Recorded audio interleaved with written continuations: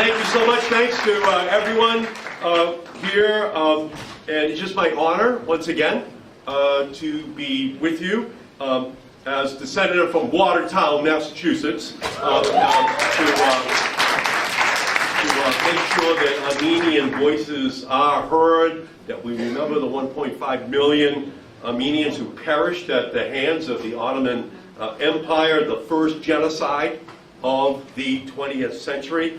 And I fought alongside all of you for many, many years in order to have a formal recognition of that genocide. And after decades of advocacy, President Biden finally took that important step, recognizing that it was a genocide, recognizing that it was inflicted upon the Armenian people, and that the American people finally have to stand on the right side of history and against the Turkish perspective, the Ottoman perspective of what happened. And it's just absolutely critical that we did that. And last year, I stood before you and I condemned Azerbaijan's unprovoked assault on Nagorno-Karabakh, which resulted in the forced displacement of 150,000 Armenians from Artsakh, a continuation of the very genocide that we gather here today to remember. And today I reaffirm my unwavering support for Artsakh's right to self-determination and the safe return of its people to their homeland under international protection. Azerbaijan's aggression did not end with the ethnic cleansing of Artsakh's Armenians. Azerbaijani forces have committed documented war crimes, torture, arbitrary detentions, the killing of innocent civilians. These crimes demand accountability. And I support the imposition of Global Magnitsky sanctions on Azerbaijani officials, and I'm sending a letter to Secretary of State Marco Rubio demanding him to impose sanctions on those responsible for these grave human rights abuses and war crimes against the Armenian population.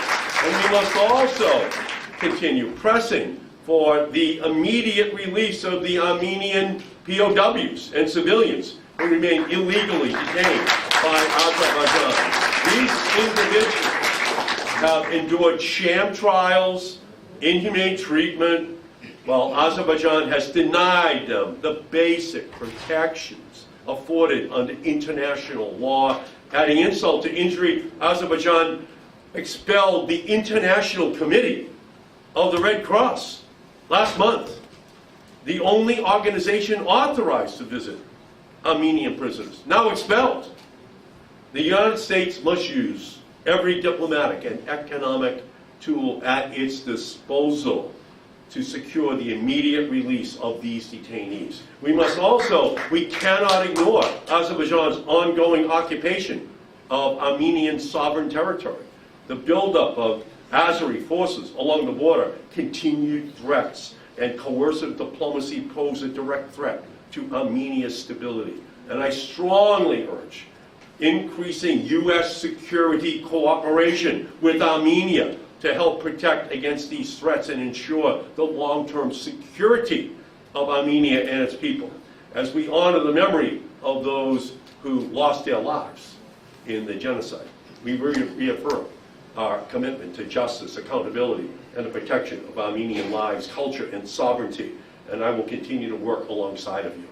In the same way that I went to Azerbaijan, I went to Baku in November with Congressman Frank Pallone to confront them, to say that what is happening is wrong, what is happening must end, that we need to have a resolution of these issues in a way which protects and guarantees Armenian sovereignty, which releases the prisoners, which allows for a right of return, which allows for there to be a resolution of these issues.